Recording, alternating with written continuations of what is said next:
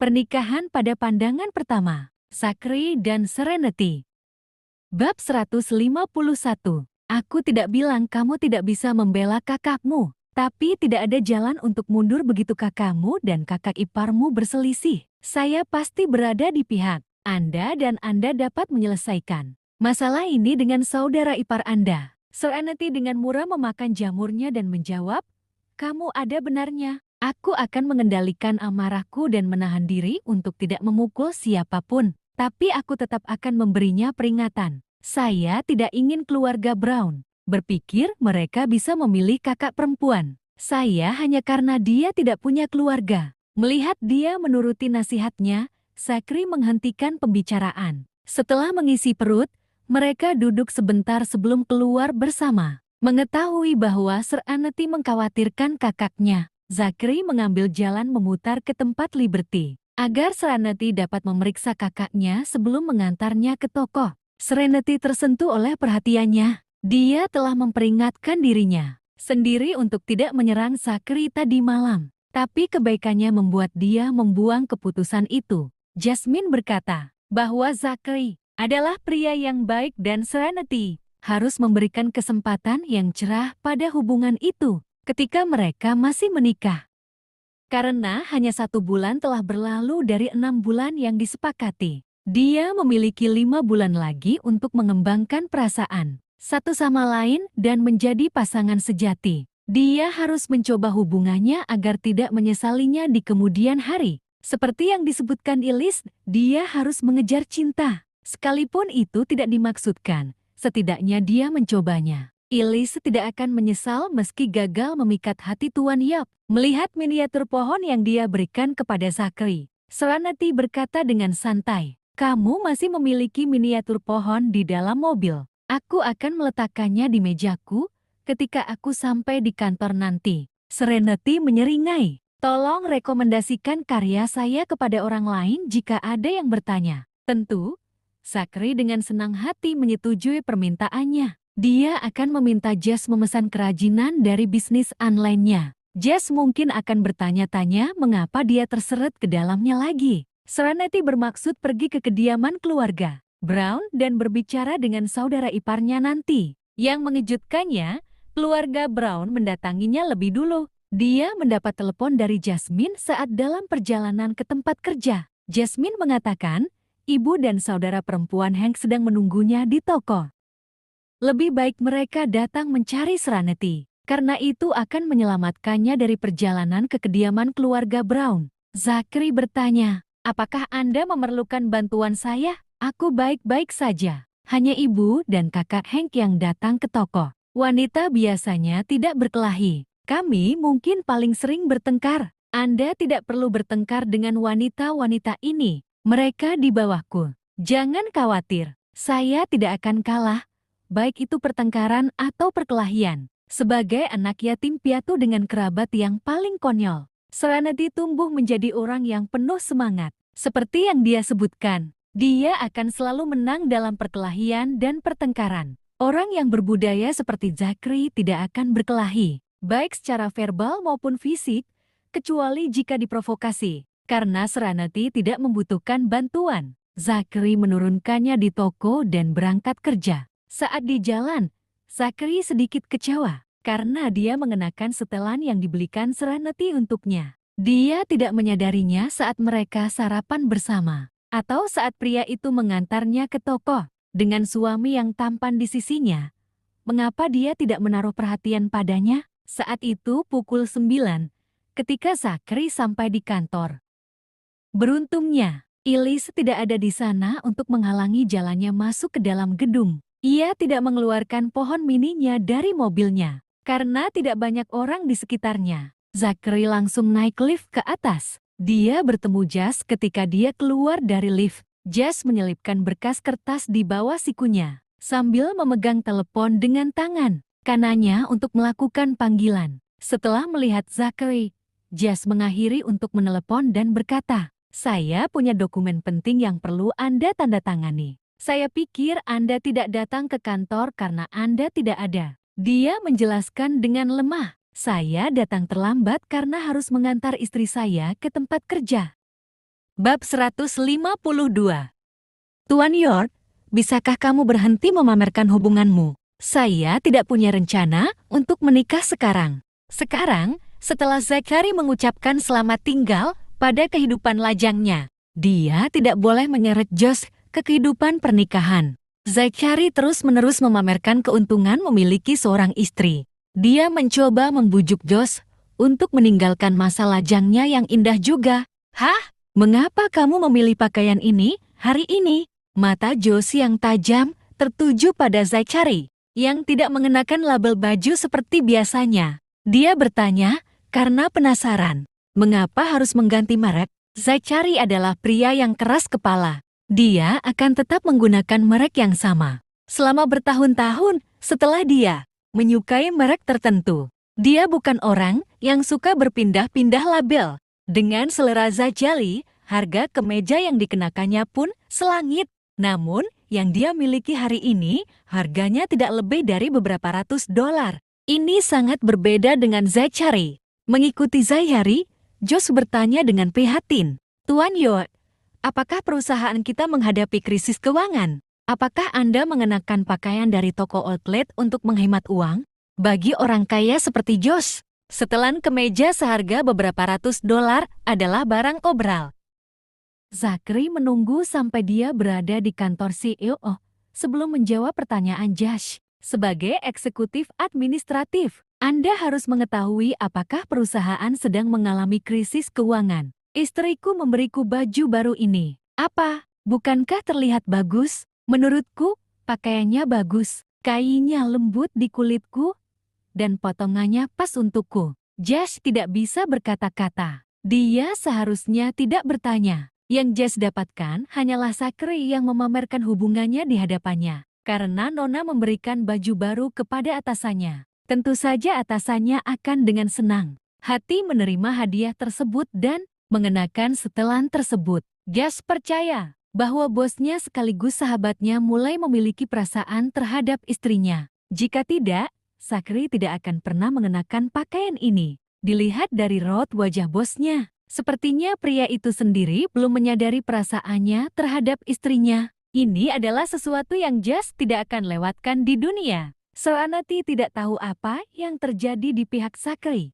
Dia berjalan ke toko buku dan menemukan ibu mertua dan ipar perempuannya sedang duduk dan menunggunya di dekat mesin kasir. Jasmine menuangkan minuman untuk mereka masing-masing. Segelas air hangat dan meletakkan minuman di depannya. Namun, mereka tidak meminum minuman tersebut. Saat Serenity memasuki toko, ibu dan putrinya meringis. Menahan amarahnya, Serenity menyapa mereka dengan sopan. Chelsea, Nyonya Brown, apa yang membawamu ke sini? Mereka datang mencarinya sebelum dia pergi menemui mereka. Saya harap Anda tidak sibuk sekarang, Serenity. Para siswa sudah berada di kelas ketika ibu dan putrinya tiba di toko. Melihat di sini tidak sibuk, mereka yakin bisnis Serenity tidak berjalan dengan baik. Mereka mengambil keputusan tepat dengan menghasut Hank agar mengusir Serenity dari rumah. Kecil kemungkinannya Serenity dapat memperoleh penghasilan apapun karena bisnisnya sedang lesu. Selain itu, harga sewa di kawasan ini tinggi. Dia mungkin tidak menghasilkan cukup uang untuk membayar uang sewanya. Tak heran jika Serenity harus membuat kerajinan tangan siang dan malam untuk dijual secara online. Serenity akan tetap bergantung pada uang Hank jika dia tidak mengusirnya. Pengeluaran besar Liberty mungkin termasuk mendanai saudara perempuannya. Penerapan separuh jalan adalah ide yang bagus. Ini sangat menarik minat Hank. Begitulah pemikiran Nyonya Brown dan putrinya. Ya, saya tidak sibuk. Ada apa, Nyonya Brown? Serenity hanyalah bersikap sopan santun. Zachary ada benarnya. Itu akan membuat saudara perempuannya menjadi sorotan. Jika dia berselisih dengan keluarga Brown, ketika saudara perempuannya ingin pernikahannya bertahan dengan Hank, Chelsea berkata dengan marah, tentu saja, ada sesuatu yang terjadi. Itu sebabnya kami di sini. Kakakmu memukul Hank. Apa yang ingin Anda katakan tentang hal itu? Bab 153. Serenity hampir meledak menjadi kemarahan ketika Chelsea mengatakan itu di hadapannya. Meski begitu, Sir Anety punya etika dan tidak membanting meja di depan Chelsea. Dia tanpa tergesa-gesa pergi ke belakang kasir dan duduk sebelum menatap mata Chelsea dan membombardirnya dengan pertanyaan. Chelsea, kamu bilang kakakku memukul kakak iparku. Apakah Anda menyaksikannya? Apakah kakakku yang memulainya? Apakah kakak iparku melawan? Seberapa parah dia dipukuli? Apakah dia dirawat di rumah sakit? Chelsea menjawab tanpa malu-malu. Jadi bagaimana jika Hank yang memulainya? Kakakmu seharusnya diberi pelajaran. Dan Hank ingin mendisiplinkannya beberapa hari yang lalu. Namun, dia tidak ingin kakakmu terlihat buruk karena kamu datang bersama suamimu. Kami bahkan membujuknya untuk tidak menghukum kakakmu. Pria manapun pasti akan menampar istrinya atas semua perbuatan kakakmu. Kakakmu pantas mendapat pukulan atas kesalahannya. Dia memiliki keberanian untuk memukul balik Hank sampai dia menjadi hitam dan biru. Dia tidak bisa memaksa dirinya untuk pulang. Serenity, kamu mungkin lebih muda dari kakakmu, tapi kamu sudah menikah dan bisa berdiri sendiri. Karena kamu adalah keluarga Liberty, kami harus membicarakan masalah ini dengan Anda. Kamu harus mengajak kakakmu datang ke tempat kami dan meminta maaf kepada Hank sambil membawa hadiah. Dia juga harus menyatakan secara tertulis bahwa dia tidak akan pernah mengangkat tangan melawan Hank sebelum membawanya pulang. Pernyataan Chelsea adalah sesuatu yang lain. Itu benar-benar membuka mata bagi Serenity dan Jasmine. Serenity mengetahui bahwa Chelsea bersikap konyol ketika kakaknya menceritakan rahasianya. Absurditas Chelsea saat ini sepertinya berhasil. Dia akan meledak. Ibu dan putrinya tidak memberikan kesempatan kepada Sir Anety untuk berbicara karena Nyonya Brown mengambil alih tepat setelah Chelsea selesai berbicara. Seren, Chelsea pantas untuk mengatakan itu. Tunjukkan pada saya sebuah keluarga yang istrinya tidak pergi bekerja atau memasak. Hank harus bekerja dan jadwalnya juga bisa padat.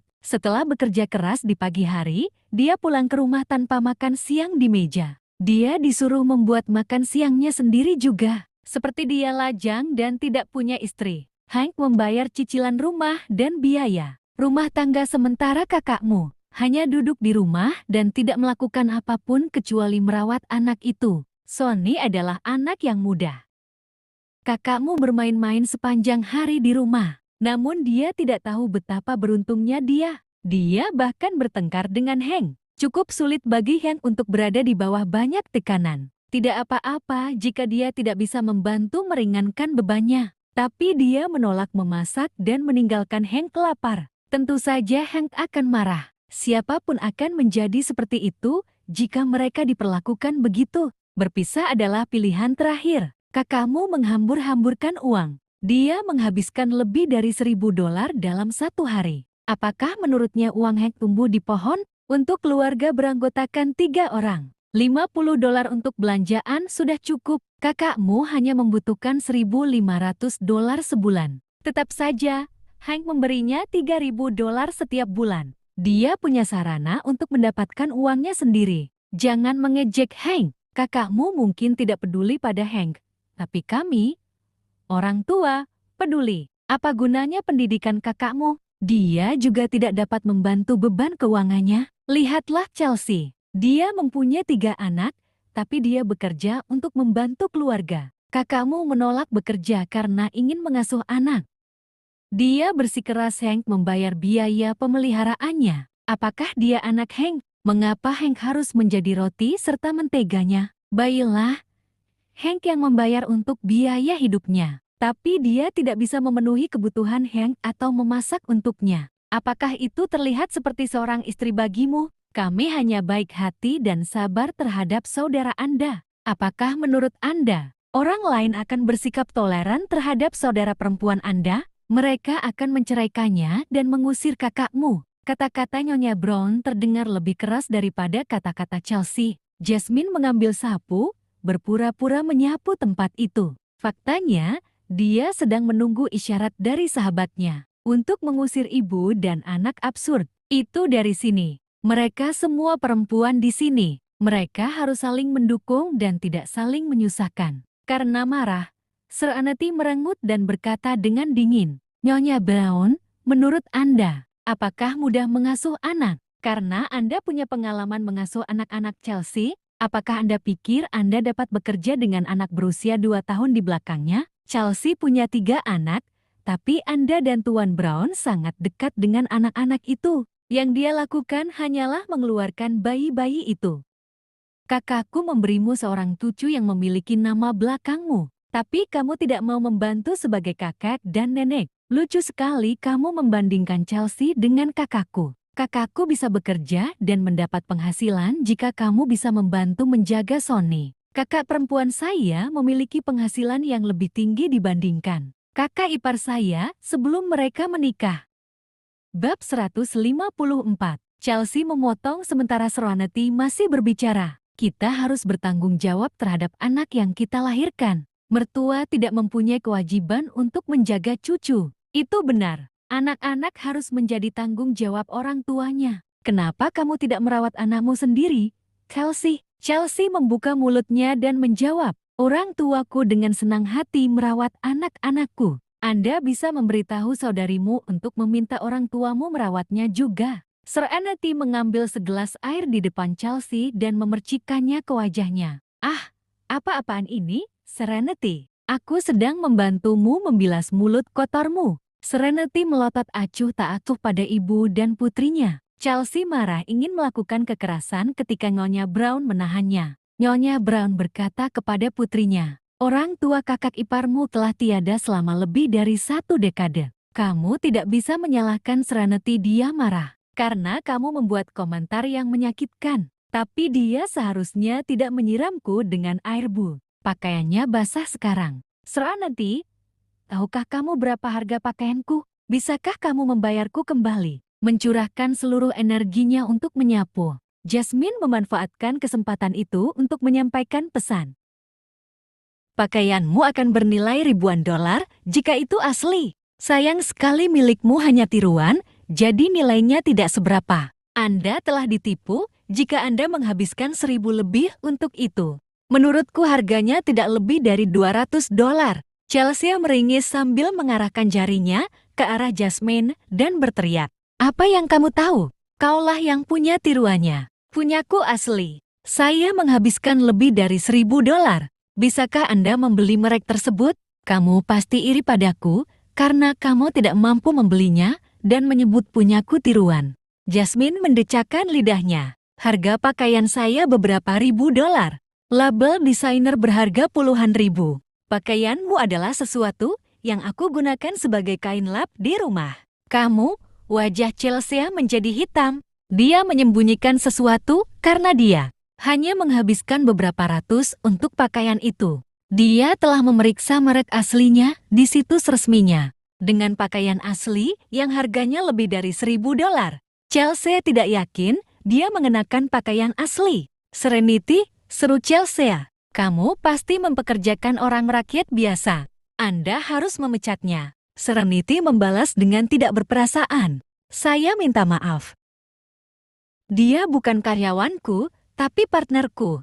Apakah Anda yakin pakaian yang Anda kenakan bukan tiruan? Kenapa aku merasa kamu menyembunyikan rasa malumu dengan amarah? Siapa lagi selain Chelsea yang akan menampilkan tiruannya sebagai yang asli? Lucu sekali Chelsea mengaku tidak mampu membeli pakaian itu. Chelsea, jangan bicara soal pakaian.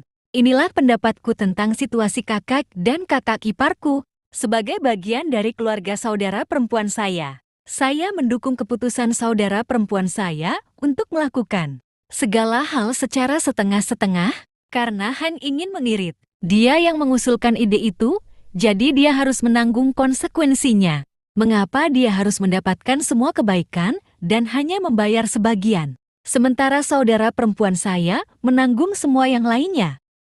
Bab 155. Tentu saja aku tidak masalah jika kamu ingin menjadi budak suamimu Chelsea. Namun, kakakku bukan salah satunya. Pria dan wanita sama-sama setara di zaman sekarang ini. Harus ada kesetaraan di antara pasangan. Tidak ada yang lebih baik dari yang lain. Itu adalah pilihanmu untuk berada di bawah kendali suamimu. Tapi jangan memaksakan nilai-nilaimu pada kakakku. Hank memukul kakakku terlebih dahulu dan memukulnya dengan sangat keras. Kakakku hanya membalas untuk tetap hidup. Dia bertindak untuk membela diri. Tidak mungkin kakakku akan meminta maaf dengan hadiah. Kamu seharusnya berbicara dengan Hank untuk meminta maaf pada kakakku. Serenity mencerminkan ketidakpedulian dan ketegasan di wajahnya tanpa takut menyinggung mertua Liberty. Dia menambahkan, kamu bisa mengirim kakakku kembali ke sini. Jika menurutmu kakakku menghabiskan uang seperti R daripada menghasilkannya,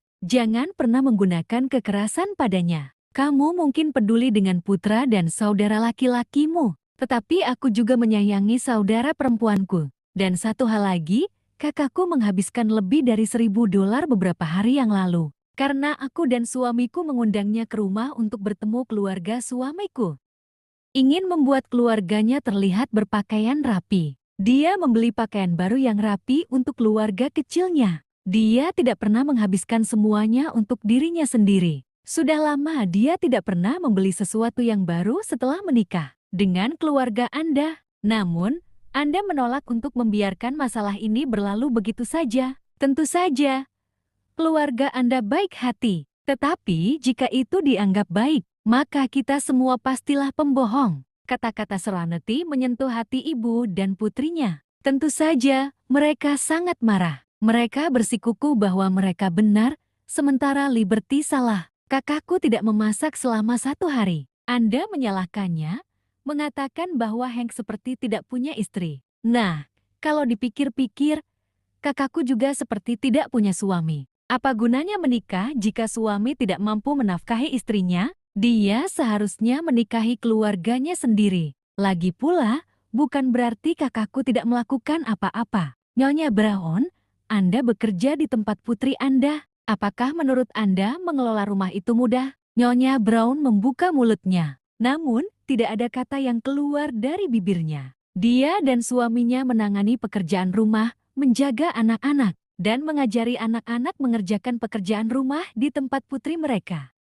Sejujurnya, ini bukanlah jalan-jalan di taman. Agak menjengkelkan, apalagi saat anak-anak masih kecil. Anak-anak tidak tahu apa-apa dan nakal hingga mengacak-acak rumah. Nyonya Brown mungkin sedang membereskan di salah satu sudut sementara anak-anak menyebarkan mainan di tempat yang lain. Anak-anak kecil sering kali menangis dan berguling-guling di tanah sambil memikirkan hal-hal kecil yang tidak berjalan sesuai keinginan mereka. Merawat balita adalah pekerjaan paling menantang yang pernah ada. Sejujurnya, Nyonya Brown lebih suka mendapatkan pekerjaan bersih-bersih daripada menjaga anak-anak dan mengurus rumah jika dia tidak menyukai putrinya. Nyonya Brown, jangan pura-pura bodoh. Anda tidak dapat mengharapkan saudara perempuan saya untuk memberikan segalanya tanpa syarat. Ketika Anda tahu itu adalah kerja keras, apa yang membuatmu berpikir kakakku bisa melakukannya dengan mudah? Pernikahan membutuhkan usaha baik dari suami maupun istri. Ini semua tentang memberi dan menerima. Tidak masuk akal kalau kakakku yang melakukan semuanya, sementara Hank hanya enaknya saja. Seperti yang kubilang, kamu bisa mengirim kakakku kembali kepadaku. Jika kamu merasa dia tidak cukup baik untukmu, aku bisa mendukungnya.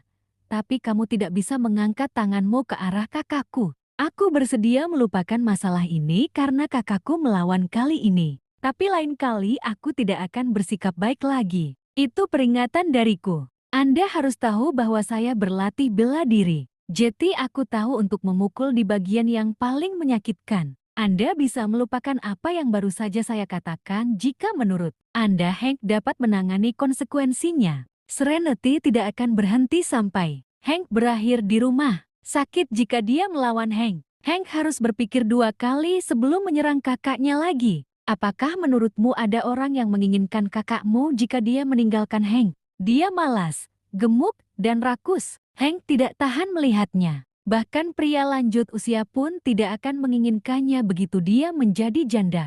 Chelsea, Nyonya Brown menahannya sebelum menampar wajah putrinya. Saat Serenity memberinya tatapan maut, Chelsea gemetar ketakutan dan berhenti mengoceh. Namun, tidak ada yang bisa menghentikan Chelsea untuk mengoceh dalam pikirannya. Seren, Chelsea hanya mengatakan sesuatu tanpa berpikir.